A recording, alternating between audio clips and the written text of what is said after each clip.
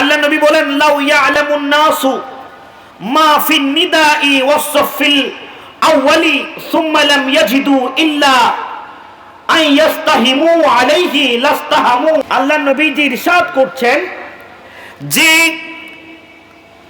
মানুষ যদি জানতে পারত মুয়াজ্জিনের আযানের জবাব দেওয়ার ফজিলত কত বেশি, এবং মানুষ যদি জানতে পারত ওয়াসফিল আউয়ালি নামাজের মধ্যে প্রথম কাতারের মুসল্লি হতে পারলে কত ফজিলত, এটা যদি মানুষ জানতে পারত তাহলে আজান দেবার জন্য আর মসজিদের কাতারের প্রথম মুসল্লি হবার জন্য মসজিদের দরজায় দাঁড়িয়ে দাঁড়িয়ে লটারি দেওয়া লাগতো। লটারি, সুবহানাল্লাহ, কি লাগতো দেওয়া?